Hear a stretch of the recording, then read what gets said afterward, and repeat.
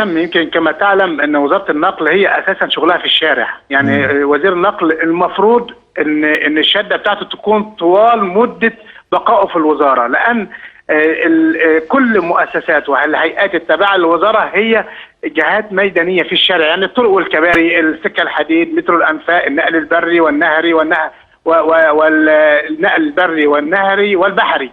كلها هيئات يعني بتحتك مع المواطنين على مدار ال 24 ساعه. وزير النقل المفروض انه يكون مكتبه في الشارع. هو الدكتور سعد الجيوشي بطبيعته اصلا رجل ميداني حينما كان رئيسا لهيئه الطرق والكباري. هو قال في اول اجتماع انا كل اسبوع هكون في مكان في هيئه من الهيئات هدير الوزاره من المكان ده. الغربال الجديد له شده لا مش مع الدكتور سعد الجيوشي، واوعدك واوعد مشاهدينك الكرام ان دي سياسه الوزاره.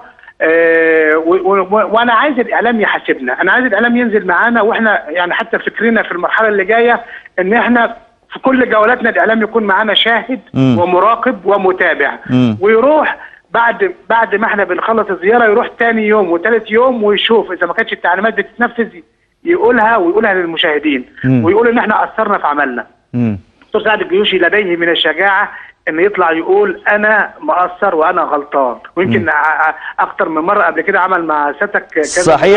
صحيح وتعودنا منه على الصراحه، وانا قلت له حتى وهو لسه رئيس للهيئه قلت له انا خايف عليك من صراحتك دي، انا خايف ان انت تطير. صراحته معاك فعلا، يعني عملت له مشاكل كتير، وكانت تصريحاته القويه يعني كانت اغضبت الكثيرين يعني. صحيح.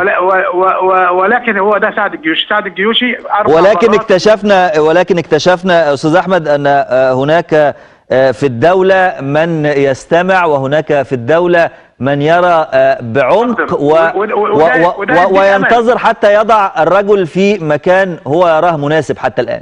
وده يعطيك امل ان القادم افضل باذن الله. احنا عندنا مثلا مرفق هيئه سكك حديد مصر من المرافق الهامه جدا جدا، اكثر من 10,000 كيلو سكه حديد، بيخدم حوالي يعني ركابه او مستخدميه اكثر من 85% من يعني اكثر من 85% من مستخدميه من الفقراء ومحدود الدخل. دكتور سعد زار السكه الحديد 4 مرات في ال10 ايام بما فيهم اجازه العيد. منذ توليه الوزاره زار هيئه السكه الحديد 4 مرات، منهم مرتين لمحطه مصر، ومره لمحطه سكك حديد السويس، ومره محطه سكك حديد دمنهور.